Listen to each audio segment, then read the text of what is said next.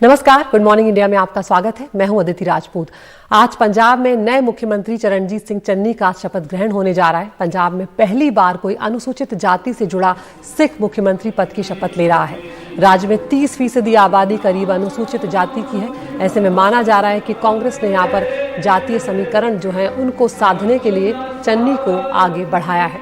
आज सुबह 11 बजे उनका शपथ ग्रहण समारोह होना है। हालांकि अभी ये तय नहीं है कि क्या कोई और मंत्री भी शपथ लेगा या नहीं, क्या किसी तरह का कोई फेरबदल होगा या नहीं। अमरिंदर सिंह की पिछली सरकार में मंत्री रहे चरणजीत सिंह 2017 में तीसरी बार चमकौर साहब से चुनाव जीत कर आए।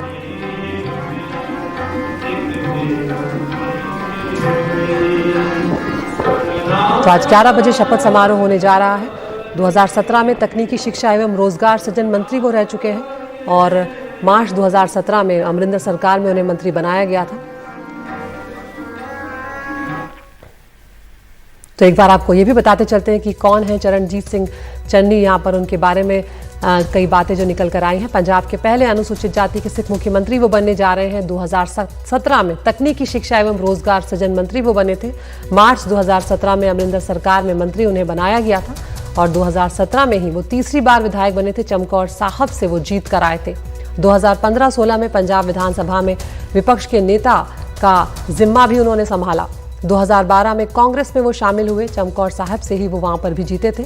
2007 में चमकौर साहब विधानसभा चुनाव में निर्दलीय उन्होंने जीत हासिल की थी और 2002 में खरड़ नगर परिषद के अध्यक्ष भी वो चुने गए थे। और हम सीधा रुख कर रहे हैं चंडीगढ़ में हमारे सहयोगी सौरभ शुक्ला का, जो लगातार वहां पर बने हुए हैं। सौरभ, कल काफी माथापच्ची हुई, काफी मंथन हुआ, उसके बाद आखिर चरणजीत चन्नी का नाम यहां पर आगे आ गया है। पंजाब में 30% से ज्यादा यहां पर अनुसूचित जाति की जो आबादी है सौरभ, ऐसे में कहीं ना कहीं जातीय समीकरण को एक तरह से साधने की कोशिश कांग्रेस ने यहां पर की है, ये भी बताएं। और क्या तैयारियां चल रही हैं शपथ ग्रहण को लेकर, वो भी बताएं। बिल्कुल, देखिए आदित्य, जाहिर सी बात है, जैसा आपने बताया 30% से ज़्यादा आबादी अनुसूचित जाति की है यहाँ पर और देश में सबसे ज़्यादा अनुसूचित जाति के लोग यहीं पंजाब में रहते हैं। ऐसे में चरणजीत सिंह चन्नी का नाम इसलिए भी आगे आया क्योंकि जाहिर सी बात है ये उस टीम का हिस्सा थे जो कैप्टन अमरिंदर को हटाने वाली टीम थी। उसमें ये भी थे, उसमें सुखजिंदर रंधावा भी थे, सिद्धू भी थे और ये सब लोग कॉमन कॉज के लिए कैप्टन अमरिंदर को हटाने के लिए इन्होंने वो टीम बनाई थी। ऐसे में चर्चा हो रही थी कि सुखजिंदर रंधावा को बना दिया जाए।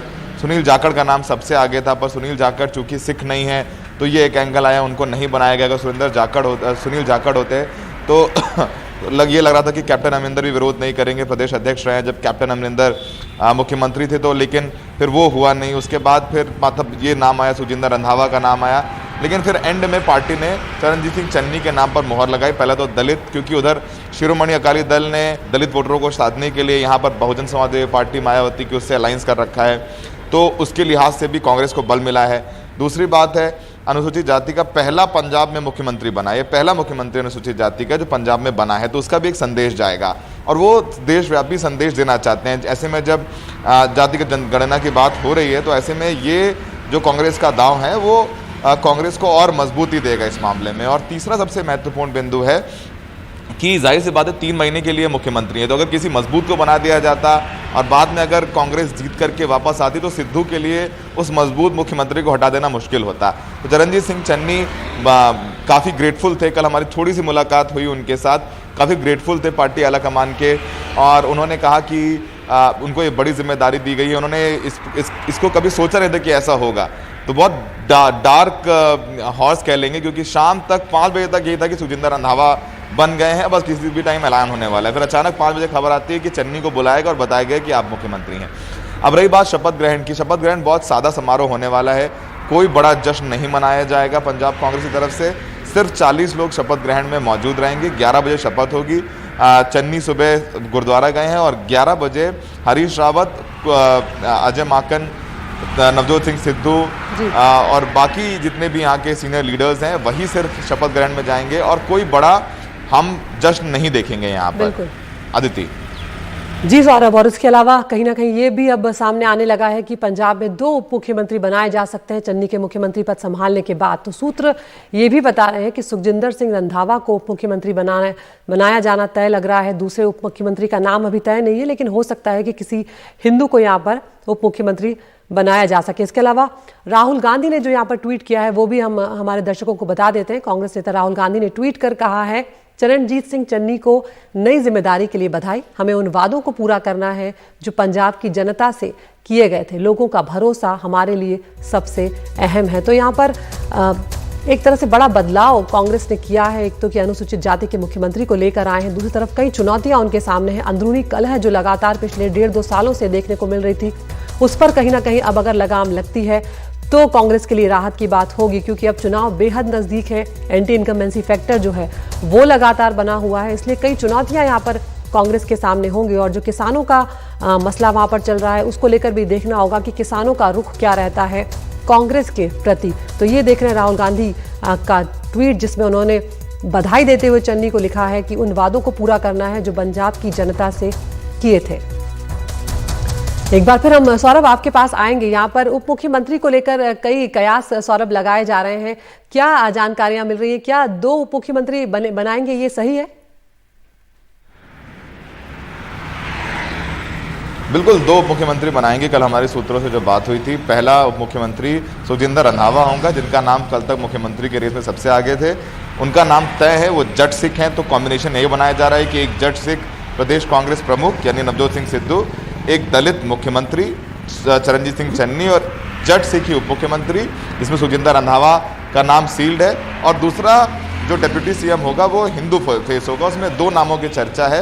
एक ब्रह्म महिंद्रा, जो कि सीएम के बाद सबसे सीनियर मोस्ट नेता माने जाते थे कैबिनेट में, वो पार्लियामेंट्री अफेयर्स मिनिस्टर है और उनकी उम्र लगभग 75 के ऊपर ही है। और इसके बाद एक और नाम जो सामने आ रहा है वो वेद प्रकाश आशु का है। वो भी हिंदू हैं, लुधियाना से आते हैं, मंत्री हैं। तो ये 2 नाम, जो दूसरा डिप्टी सीएम हिंदू फेस बनना है उसमें सबसे आगे चल रहे हैं। और एक और स्पीकर भी तय करना होगा। तो अगर ये डिप्टी सीएम के नाम तय हो गए होंगे तो शायद आज ही शपथ हो चन्नी के साथ, वरना जो अभी तक का कार्यक्रम है उसमें चरणजीत सिंह चन्नी शपथ लेंगे, उनकी कैबिनेट बाद में शपथ लेगी, क्योंकि कैबिनेट मंत्री कौन कौन होगा इसको लेकर के माथापच्ची करनी होगी, क्योंकि किसी को नाराज नहीं करना है। कैप्टन अमरिंदर के लोगों को भी जगह देनी है। कैप्टन अमरिंदर ने भले ही सिद्धू को लेकर कुछ कहा हो, लेकिन पंजाब की लीडरशिप ने या केंद्रीय लीडरशिप ने कैप्टन अमरिंदर को लेकर कुछ भी नहीं कहा है। कल हरीश रावत से जब हमारी बात हुई थी अदिति, तो हरीश रावत ने साफ कहा था कि वो कैप्टन अमरिंदर से मिलने जाएंगे और वो पार्टी के बड़े नेता और उनको साथ में लेकर के आगे के चुनाव लड़े जाएंगे। तो कांग्रेस पार्टी नहीं चाहती है कि कैप्टन अमरिंदर के खिलाफ कुछ बोला जाए और उनको ज्यादा नाराज किया जाए। अदिति, बहुत शुक्रिया सौरभ इस तमाम जानकारी के लिए। तो कई सारे मुद्दों पर यहाँ पर कांग्रेस को काम करना होगा और खासकर ये भी देखना होगा कि अगर आने वाले चुनाव में कांग्रेस को जीत मिलती है तो क्या चन्नी को हटाने का रिस्क लेगी कांग्रेस, और अगर नहीं जीत पाती है तो क्या सिद्धू के ऊपर ये जो हार का ठीकरा है वो फूटेगा या नहीं, ये देखना काफी दिलचस्प होगा।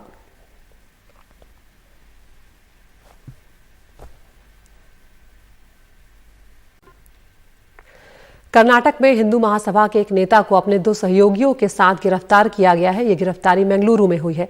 एक दिन पहले उन्होंने कर्नाटक के मुख्यमंत्री बसवराज बोम्मई को एक मंदिर गिराने पर धमकी देते हुए कहा था कि जब हमने गांधी को नहीं बख्शा तो आप कौन हैं। दरअसल सुप्रीम कोर्ट के निर्देश के बाद मैसूर के नंजनगुड में एक मंदिर को तोड़े जाने को लेकर कुछ लोग सरकार के विरोध में खड़े हो गए हैं। पत्रकारों से बातचीत करते हुए हिंदू महासभा के राज्य महासचिव धर्मेंद्र ने कहा कि हम मंदिर गिराने की अनुमति नहीं देंगे। यदि गांधी जी की हत्या हो सकती है तो क्या हम आपके साथ ऐसा नहीं कर सकते।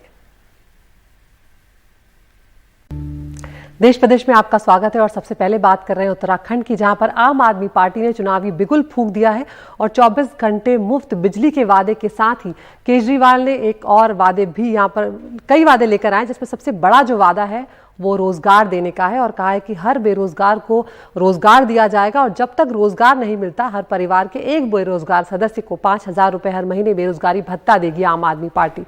मुख्यमंत्री दिल्ली के जो है अरविंद केजरीवाल वो पहुंचे हुए थे, उन्होंने रोड शो किया है हल्द्वानी में, जिसमें अपनी शक्ति प्रदर्शन एक तरह से आम आदमी पार्टी का किया गया।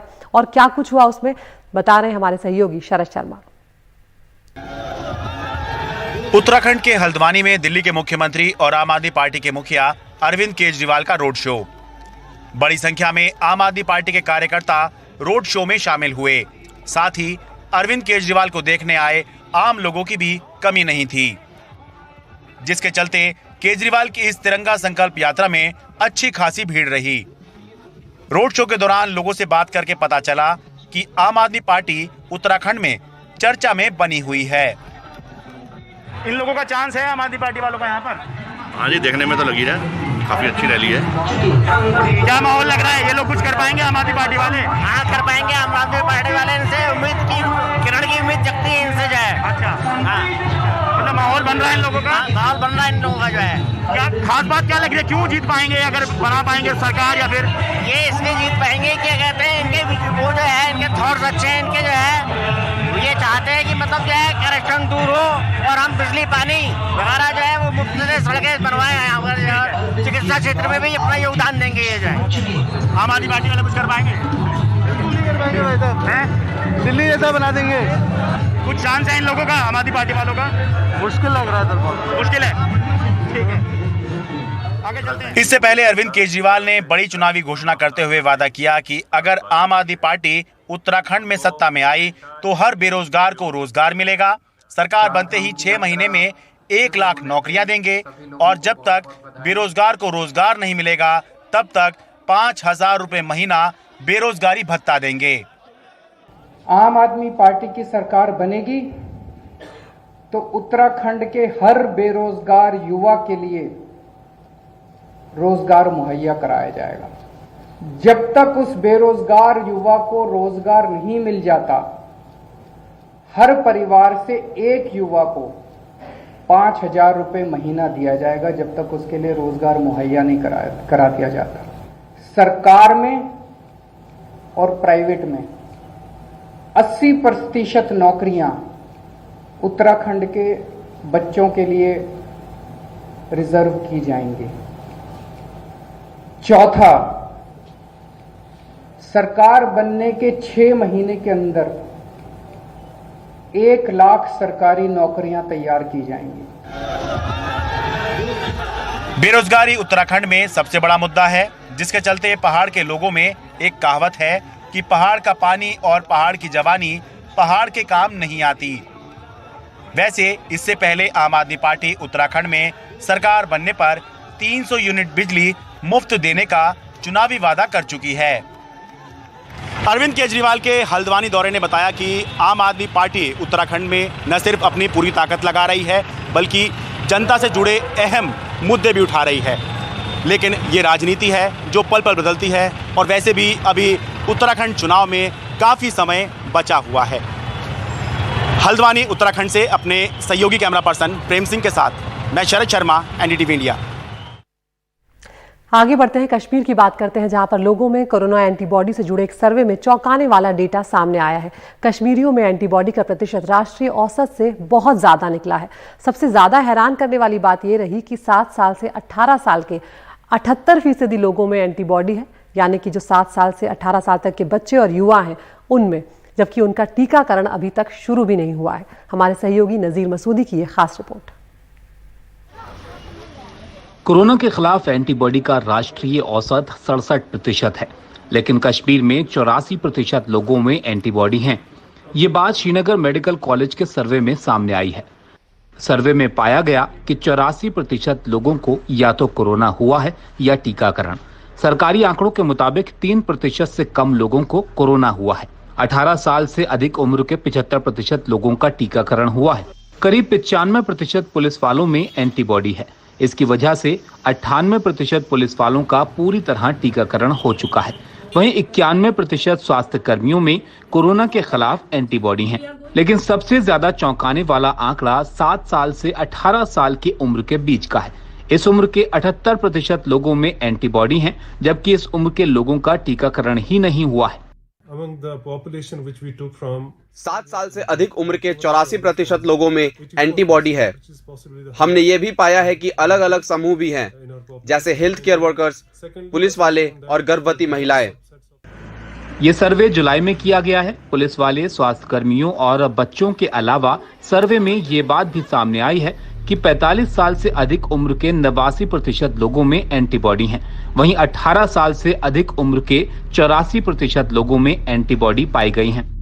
बच्चों को लेकर सर्वे में जो बात सामने आई है, उसे लेकर स्कूल खोलने के मुद्दे पर फिर से बहस शुरू हो गई है। कश्मीर में अगस्त 2019 के बाद से शिक्षा पर बहुत बुरा असर पड़ा है। अब जम्मू कश्मीर प्रशासन ने 10वीं और 12वीं के स्कूल 50% छात्रों के साथ खोलने का फैसला किया है। When we divided it into the age group of 7 to 18, जब हमने इन्हें अलग अलग उम्र में बांटा तो हमने देखा कि 7 साल से 18 साल की उम्र के 78% लोगों में एंटीबॉडी है, जबकि इस आयु के लोगों का टीकाकरण नहीं हुआ है। हम इसे अच्छा मान रहे हैं और अगर सरकार स्कूल खोलती है तो 80% ऐसे छात्र ऐसे होंगे जिनमें संक्रमण के खिलाफ एंटीबॉडी है। डॉक्टरों का कहना है कि सर्वे के दौरान सभी एज ग्रुपों से 3 तरह के टेस्ट लिए गए, जिससे ये नतीजे बरामद हुए हैं। साफ बात है, वैक्सीन की एक अहम भूमिका इसमें रही है। श्रीनगर से नजीर मसूदी, NDTV इंडिया के लिए।